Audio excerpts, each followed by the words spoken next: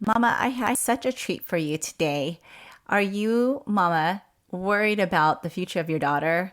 Whether or not you can help her with college tuition, what the future entails for her as she starts to adult? Maybe you have an older teen who's getting ready to move on to college, but you're kind of worried about how exactly do we fund this and what are the expectations around college. Or maybe you have a tween girl, and although college may seem far away, it quickly approaches sooner than you know it. Today, I have a special guest, Kara Walker, on, who is the host of Money and Mental Peace, where she talks about graduating and helping students graduate from college debt free. In this episode, we talk about a lot of things. We talk about mentorship, we talk about starting conversations about dreaming, college, financial expectations, and finances in general, and how you can have those healthy conversations with your girl even now. Hey, Mama, welcome to Raising Her Confidently. Do you want to have open communication with your teen daughter? Do you find yourself constantly thinking about how to talk to your teen or why your girl is not opening up to you? Do you wake up with confident intentions only to feel confused and frustrated when all you get are one-word answers from your daughter again? Hey, I'm Jeannie. I too was a mom raising young teens. I too felt grieved by the loss of my sweet, talkative little girl. I wanted her to come to me about anything, even if she was scared, and listen to my advice. But I kept thinking, she won't listen to me, and I don't know how to approach her until I found tools to create open communication. In this podcast, you will find how to connect and talk to your teen and create a safe space for her to go to so that you will have that close relationship you dreamed of. Go grab your glass of Merlot and throw off those fuzzy slippers, and let's dig in together. Mama, this is my invitation to you. Join me and Talk to Your Teen Girl framework. It's a 4-week course that will get you started in creating a space for your teen to feel safe. And you'll learn to respond in a way where your teen girl will feel heard and understood. This is a time where you're building trust so that you can get what you want most from your daughter. And that is to come to you about anything and everything. So head on to talktoyourteengirl.com. Are you ready? Okay, today, mamas, I have a special treat. I have a guest here. Her name is Kara Walker, and I'll have her introduce herself to you. But funny thing, how we met is through a podcast sisterhood and through a mastermind that we've taken together, and we've connected in that group. And today I bring you here because she has so much wisdom in such a young age, and I don't want to burst her bubble and her introducing herself to you, so I'm just going to go ahead and let her say hi. That's so nice of you to say because I feel like the last couple weeks I've been just praying for wisdom. So I mean maybe I've learned some stuff in this realm, but we always need to grow in wisdom. So that's I that's very nice of you to say though. But yeah, I am Kara. I like to have my little bio as I am a debt-free college graduate, really nerdy into personal finance, and I am interested in goal setting, debt-free lifestyle, and amateur snowboarding, totally amateur. And my new thing is pickleball. I don't know if anybody out there has heard of that, but it's on fire now. Everybody loves it. So yeah, so I thought it'd be great. I want to say maybe we reached out, I don't know, several months ago, but it's just a period of life conversation happening. And Mhm. she's going to come on my podcast too. But yeah, I just thought it'd be a great time to connect because I deal with stuff that helps your daughters, any of you listening, because I help students find scholarships and pay for college without student loans. So that's my little spiel, and I'm happy to be here. Oh, goodness. I wish I would have known you like 30 years ago when I was in college. Because it took me quite a while to pay my college debt down. And I wish I had the option to know that I didn't have to pay it down, because you being very smart with having to go debt free and graduating without having debt it's something that us moms really desire for our daughters, especially for our own pocketbook. So yes, and going back to pickleball, that is something my husband and I want to pick up. So yes, I think a lot of moms our age that are in midlife are picking up that sport too. Yes. Yeah. Okay, so our topic of conversation for you mamas is really I talk a lot about building community around yourself, knowing that you are not alone in raising teen girls, but also for your daughter.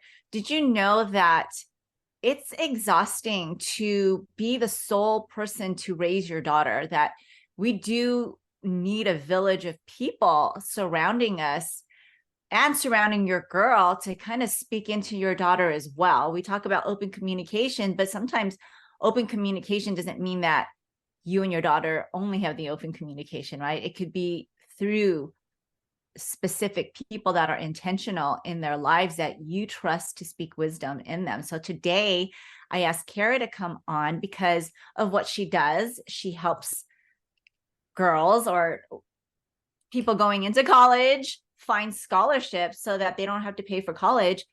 And in return, she's actually being a mentor to them, having to speak to them, having to give financial wisdom going into college and coming out debt free. So I specifically asked her to come on because she is a mentor to young adults and to teenagers, whether she knows it or not, and how important it is for us mamas to have them in her life and in our life. So Well, thank you Kara. so much. Do you mind if I throw this out there? Also, it's also for anybody who's already in college. If your child is already like older teen, like 19 or older, just saying they can be in college and do this too. Go ahead. Yes. Yes. Being in the middle of college, they can change Yeah. their path, right? They can stop Yeah. paying for tuition right in the middle of college. That's awesome. Okay, Kara. So talking about mentorship, I know in your position, you find yourself um, having to guide teenagers and young adults in this area of, I would say, transition, right? Because they're becoming more independent and literally it's on their pocket. Like parents can choose to financially contribute, but really it's on them, right? Yeah, I mean, parents sometimes get the overwhelming pressure and like I need to be doing all this and also paying for all my kids' college and all this and that and the other thing. And sometimes they do it to the detriment of like their own retirement. Like you're going to retire, but you don't know if your kid's going to go to college. And I don't mean that in a derogatory way. There's a ton of students who are really successful without college or with like trade school or whatever. So you don't have to, there's no Bible verse and there's no law written in that you have to do it all yourself. And also, it's really a student's responsibility. You're in the phase of like coaching and friendship, in sort of something like this. So I would totally agree with that. Yeah. So tell me, what is your role or what have you found um, as a mentor, right? Your responsibility with helping young adults and daughters. I mean, from a mom's point of view, she's thinking like, how could I trust somebody else to speak into my daughter's life that I can only do? For one thing, your daughter already has a bunch of people speaking into their lives. Or her life, theirs, if multiple. And so I think it's great that whoever's listening, that you want to be intentional about that and vet that because is that's helping raise and shape your daughter, right? But just to clarify your question, you mean like why would they listen to what I have to say? Is that what you mean? Yeah, like versus Yeah. what's the benefit of having somebody outside of Yeah. mom, Well, right? because here's the idea of like Jeannie and I have dealt with trying to like build business and whatever, and the idea on like we could do it all, but eventually it'd be nice if there's only things that like us as like CEOs could do versus like hire someone. Mhm. And so there are instances where your student needs you as their mom. I'm so used to saying student, but daughter, as their mom. And a lot of that ties into all these hats of like coach and chauffeur and like nurse and all these things. But there comes a time that you want to be the friend. You want to be the confidant. You want to be this, that, and the other thing. And it's okay to outsource different things to people who have different advice or about things. But of course, vet them yourself. Like it's great to be a hands-on parent who's not just like, here's the internet, go wild. Like that could be dangerous. But in my scenario, I mean, this is a great question, Jeannie, because it's challenging me because I rarely have people that are like, why should a parent refer them to you, like trust you? But I would say that people are still listening, so it works.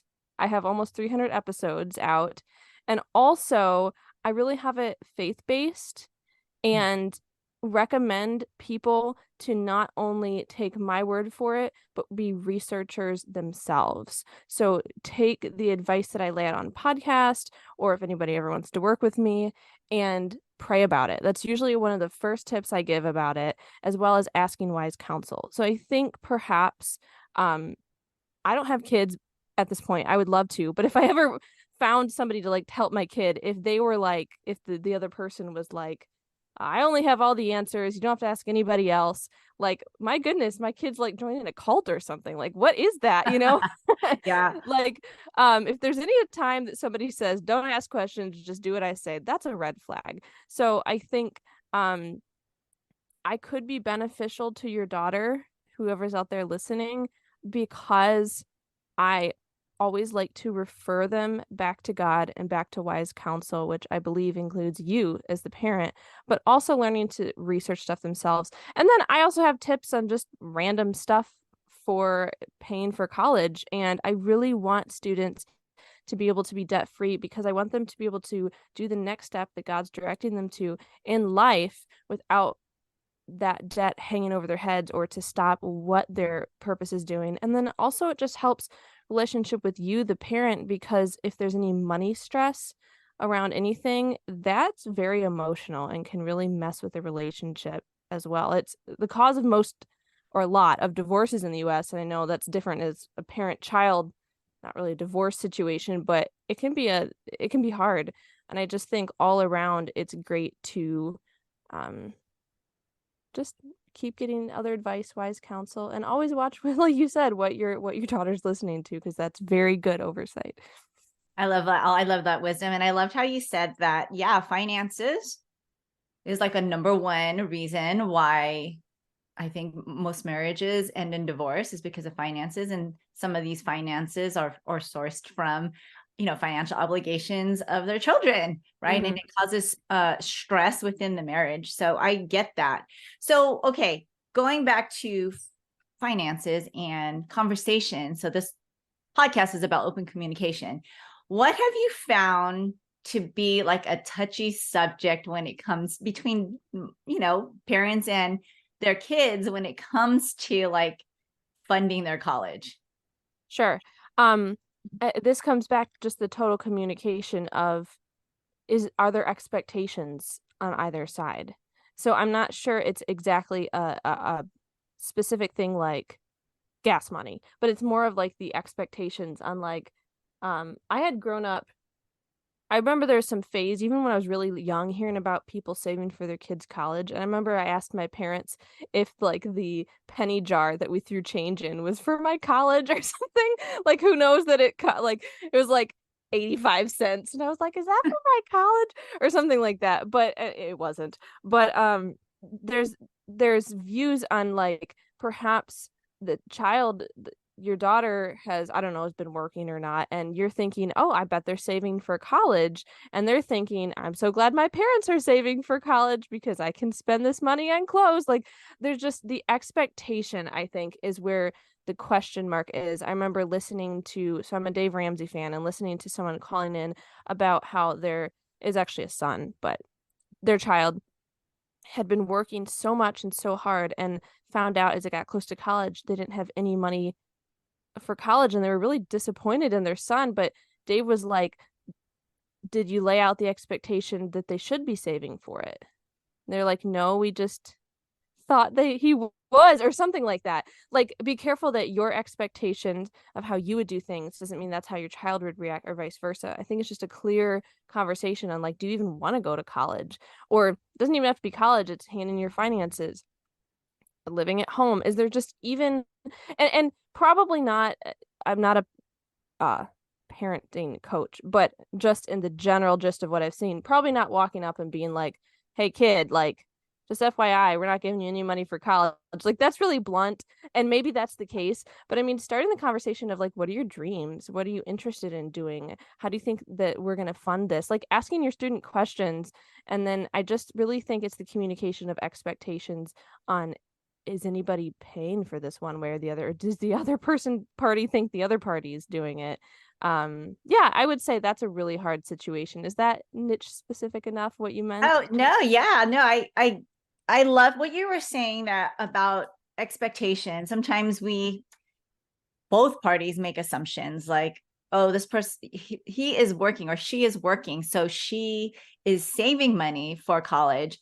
And then you were saying but when the time comes, each person's expecting the other person to fund their college, and because it's really, their child's dream. Why would I have any responsibility, with that? Where I think the communication is very important as far as expectation. And I like how you say you got to start with dreams. And that's something that my husband and I have done from the very beginning when the kids were little. Like, what do you like? What do you aspire to be?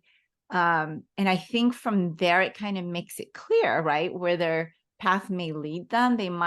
We can never predict the future, but it gives you a good hint of, are they college bound, or are they, trade school bound, or maybe not even taking any type of education afterwards, right? Mm-hmm. So as far as communication and dreams, what are some tips you could give parents who are listening, moms who are listening, about starting that conversation? Sure. I think it could depend on the age level, I'm Mhm. sure. Unlike young tweens versus like they're graduating high school in a month, of course there's different conversations, but I think starting conversations are always good with questions, right? And positive questions. Like, what are you excited for? Like, just conversing, actually listening. And also, I remember a lot of times I just learned by example, or at least horror stories like, oh, I hear about so and so and so much debt. I don't want to go into that. Have you actually shared with your daughter financial struggles that you've had? And that might be so scary because maybe you grew up in a household that never talked about money. And I don't mean you have to tell them everything, but there does come a point that it is helpful for transparency to uh, do they even understand what debt does, like how much the income accrues and all this stuff.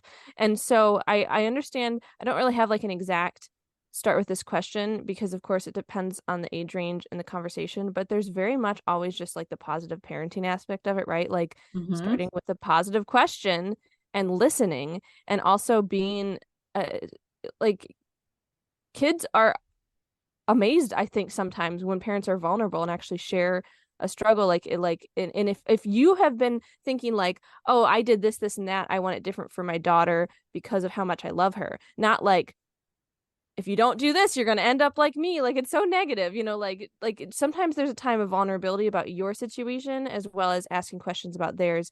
And I'm not sure there's an exact question or way I have to start with that. But I think, of course, it can depend on the age range of just like general talking about likes and interests if they're younger, or if they're older and actually like looking into different degrees or shadowing, just asking questions around there. I just think it's asking questions and listening, and then slowly fitting in a vulnerability, which is scary, to be honest. But how did you learn, whoever's listening, how did you learn about the positive and negatives of money? Probably what you saw with your parents, even if they told you it or not, or if they just had emotions around it. I'm actually listening to an audiobook now by Rachel Cruze. It's called Know Yourself, Know Your Money. And it's like the different ways you've grown up with like scarcity or abundance, or feelings of anxiety or stress around money, or just peace, and how that can help your um, then down the line of your like kids and grandkids. And so I think that really applies to it. It's very much more like the psychology and abstract of it. I love that. I love how you are utilizing and I haven't read that resource, but I do understand that a lot of the things we grew up with when it comes to finances, whether we talked about it with our parents or not, impact the way we parent towards finances with our kids. We kind of almost want to have them avoid what we've done. But I love how you said come at it through a positive spin, because we don't want to project, and I talk about this all the time, we don't want to project our past experiences onto our kids, because then we're parenting through fear, right? We're parenting through fear and avoidance, where we want to kind of shift back, recognize, okay, that was my past, but that doesn't have to be the future of my kids. But asking, things that relate to promoting to move forward, to abundance, to something that's positive. I love that. You also said lean in by example, or learn by example, and sharing stories of vulnerability. I like how you said start with positive questions, then listen, and then when there comes a point to be vulnerable about your own stories of, because I think that's important. If they don't ever see consequences, or even even the fruits of being obedient with finances, right, and how God can pull you out of that, I don't think they'll know the impact unless they experience it themselves. I actually my own college experience is that I was fortunate that the military paid for my tuition. Oh, great. But here's the caveat: nobody taught me about student loans and the real use of student loans. So I was like, oh, free money. I can use this to buy my books, and actually I don't have to work during school, so I could live off my student loans, and then I had to pay for it back, and then some, right, with interest. So how would you, listening to a mom like me who had this experience, properly advise your moms to help them advise their daughters to see that type of impact? I know that it's sharing stories, but is there anything specific? Because I know it can be tricky. Like, girls can be like, don't tell me what to do with what I want to do, as far as being responsible and financially responsible. Yeah. Yeah. I'm gonna look up something that they can look up, and I'm trying to look what the answer is, but it's like a comparison between debt interest accruing and compound interest. Let me see if I can find it. Oh, Compound interest. compounded interest. And I don't even know if like people even just 20, 30, 40, 80 even understand this. But it's basically, it talks about, I couldn't find it off the top of my quick search, but basically Dave Ramsey talks about it, and it's two guys like Dave and Sean or something like that. Mm-hmm. And it's explaining how it's something visual. And this could depend, of course, if your student is like into like math or visual or not, but I think it could still help. And it literally lays out like one guy started investing so much money when he was 20, and he invested only for 10 years, 20 to 30. And then he stopped putting money in there. But the compound interest kept accruing. Another guy didn't start investing until he was 30 and kept investing for like 30 years. So just, I'm trying to, it's hard when you can't like visually show it, but if someone's listening, basically the first guy only invested like 10 years early. The second guy invested like 30 years, but like later, at a later age. Mm-hmm. When they both reached, I don't know, it was like 60 or 70, it shows the example. The first guy who invested early had even more money.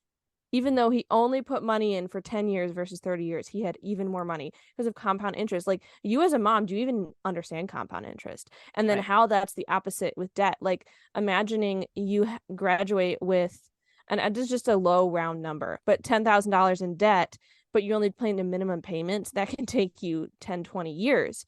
But imagine you had either no debt, or even you had $10,000 to start investing. In 10, 20 years, you could have $100,000. That's a very general rounded amount. Of course, it depends on the economy at the time and percentages, and you got to diversify, etc. Go get a financial advisor.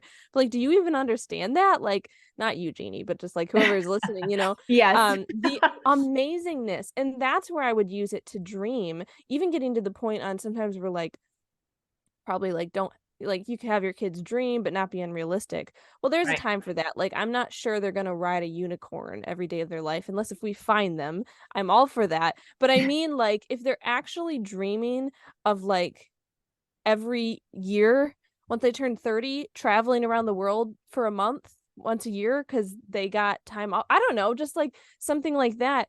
That's actually possible. There are people out there who retire at 30, 40, and I'm not saying they want to do that, whatever, but because of the compound interest in becoming financially independent, like they actually know not just like I love it. Like ask about their dreams, share your vulnerabilities is so great. But also, what about the the keep going? Like Dave Ramsey has a book called Everyday Millionaires. It's Mm, people apparently the millionaires in the US the average amount he did the first study in like 10,000 millionaires. And to clarify, millionaires is a net worth of $1 million, so it could be in your house too. It's not that you're earning $1 million every year, but the majority the like the top list of job careers for millionaires were um I'm, I might get these out of the order, but I know the top five were like teacher, engineer, middle manager, and nurse was only like down to like the fifth.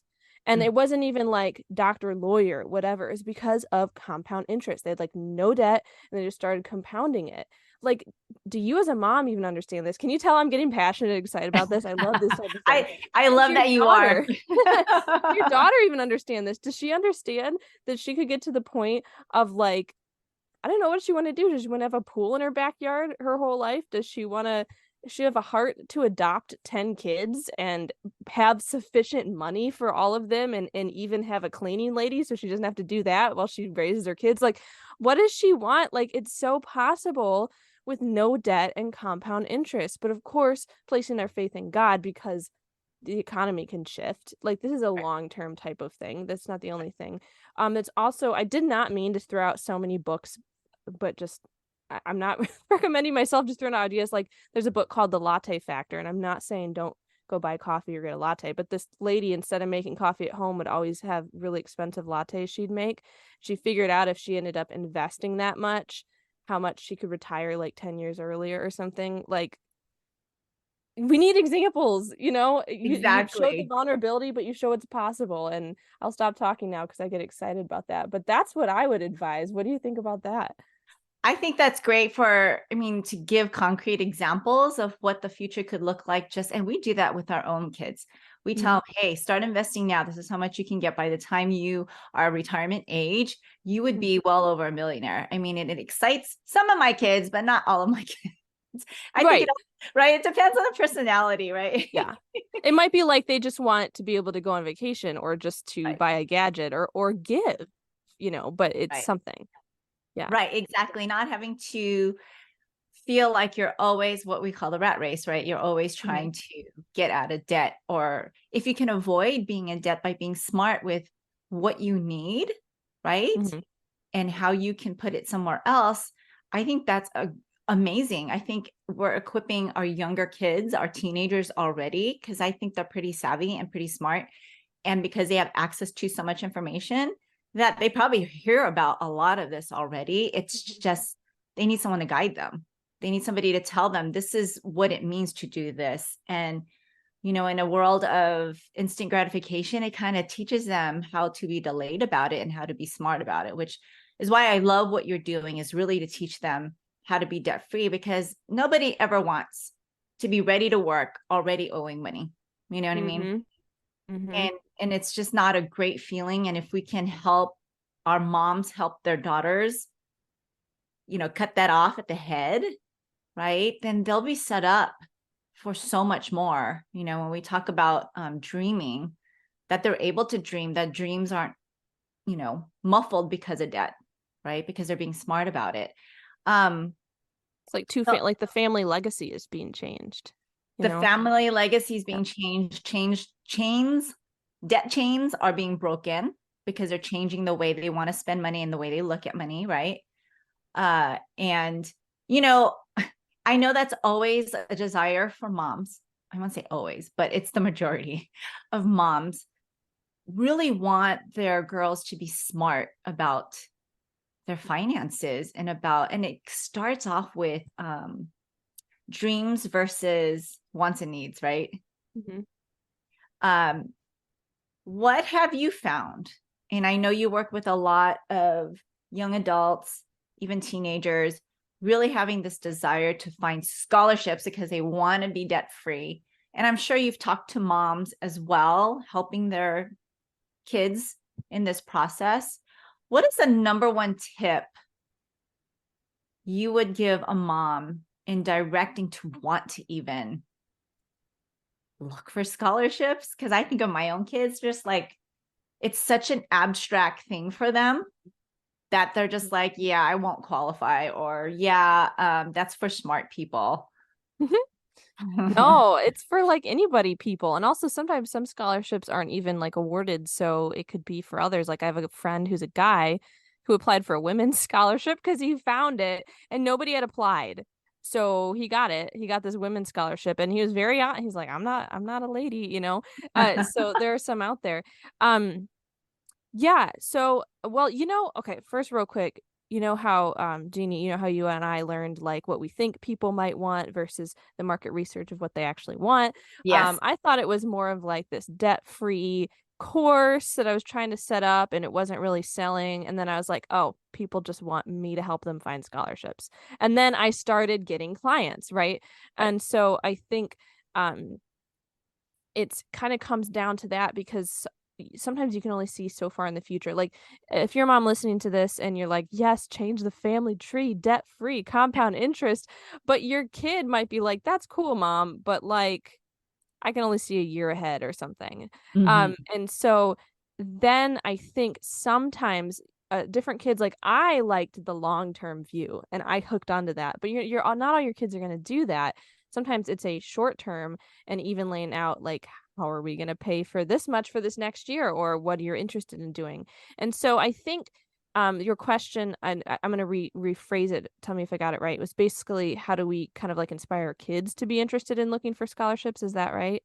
Yes, because it's, Yeah. moms, I think that's the worst thing is like moms dragging their kids to go, Yeah. and it becomes mom's duty instead of their daughters actually desiring this for Yeah. themselves.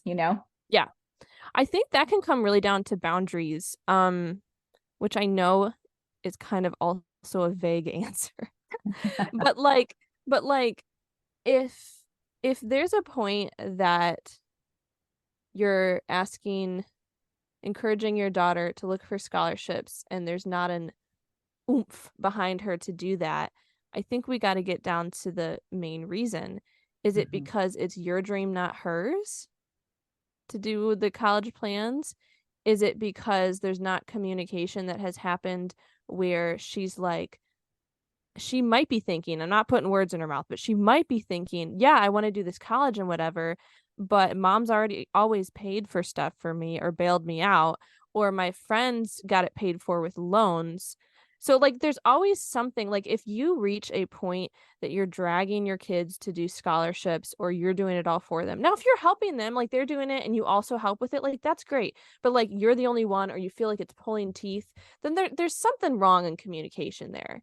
Is it your dream? Is there communication that they know that you're not paying for it all? Is there time for maybe a little tough love, like just reminding you, I'm here to help you with scholarships, but we're not paying for all this, or we're paying for this much, or whatever, and it's their choice to do it or not. And maybe it's you as a mom needing to sit down and journal or go to therapy. I don't know, of like, if somebody's Yes. not doing what I want them to be doing, can I let them go and let them fall? Because if you're the one pulling your student to be doing that or just filling them out yourself, I mean, if you're doing it to be nice and they're so appreciative and they're trying to work on it too, but they're so busy, like that's different. But if it's like you're the only one or it's like nagging or all this, there's just something, there's just not the same level of desire for this. It might get to the point of either you've enabled them, and that sounds like like a harsh word, but I mean like always bailed them out or something, or made it work for them, and so they think you will in this case. Or I'm not saying they're terrible people in that, or they're just not interested. You Right. know, I'm not sure again, I Jeannie, if I have an no, exact answer because I don't know the life situation, but like, what do you right. think of all that? And do you want me to get more specific on a certain area? No, I love how you said all that. I mean, it really does come to boundaries. it's sometimes we can get so involved, especially, I mean, preteen stage, it seems so long to think about it, but in reality, we do have a small gap. It's about 7 years, really Mhm. 7 years. But it's more of the desire of letting go of what your dream for your daughter is to allow your girl to dream about what her dream is, right? Mhm. And I love how you brought that up. Is this your dream or not, or hers? Because if it's her dream, she would be more willing and apt to listen and do what it takes to get it done, right? With the expectation, if you've already marked the clear expectation of, hey, we're not paying for college, or we're paying for half if you decide to go full time. So Mhm. we're going to you're going to help guide you to figure out what the other half is going to be for you. And if Mhm. that was a clear expectation, then there are no surprises for her to drag her feet to go and like reach out for your services, right? And find those scholarships that she can qualify for. But in the end, it's really allowing moms, and moms love us through this as we say this. We fear the consequences that they're going to face. So we try to prevent it from happening at an expense, right? So what happens is we enable them by doing it for them instead of allowing natural consequences to happen. Oh, you missed the deadline. Well, there goes that scholarship. How are you going to pay the other half? Yeah. Even if it comes to the point where it's like, you're going to have to work and maybe get accepted next year into college, you know? Yeah. But it's a life lesson that needs to be learned because as an adult, there are no hand-me-outs, right? Mhm. Mhm. So I Mhm. love how you said that too. And speaking of village and community, if I'm saying it and you're saying it, it must be true. Oh my gosh. So thank you for clarifying on that. You know, I want to wrap this up. Okay. Is there anything else you would like to say? No, I think it's well, actually, one more little thing. If you're a woman of faith, are you actually praying with your daughter over this and praying Right. for her or encouraging her to pray because that's the true direction. So I just throw that out there. Right. No, and I love that too. It's pray about it. It's is it my control or out of my control? Yeah. What can I control and what can I not control, right? Yeah.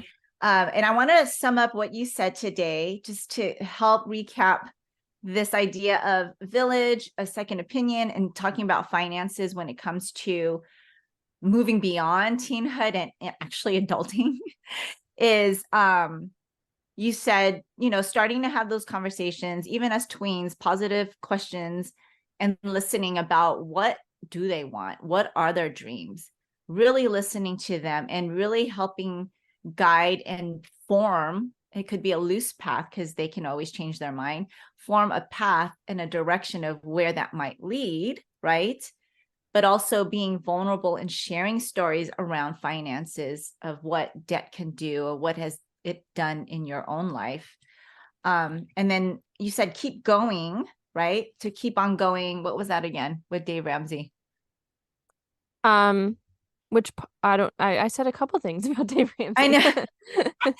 Keep going. Like not stopping where you're at, but just to continue to see what's next, right? Yeah, yeah, and kind of the instance back on like your kids are watching you. A lot of times they'll pick up more around money of what you do than what you say. Right. And just yeah, communication and all the things. Right. And keeping in mind long-term and short-term views as far as boundaries are concerned, right? Allowing, Mhm.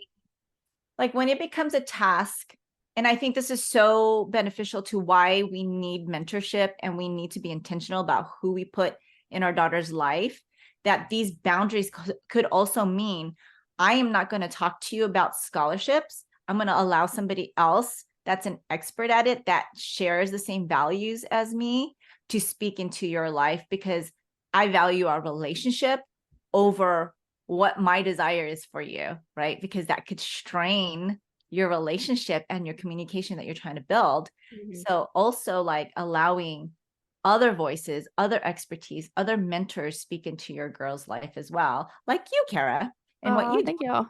do. So thank you so much for, talking about finances, debt, college, dreaming. We talked a lot about a lot of things, but I also feel like someone who's not a mom, right, yet, but definitely speaks into the life of young adults and teenagers, we need to hear from you and what your views are in speaking to our girls, because maybe there's something we can pick up on how we approach our girls, or pass it on to somebody else to do that work, right? Before we leave, again, tell us what you do, where we can find you, so that moms here who are interested in learning more about what you do can go find you. Oh, thank you.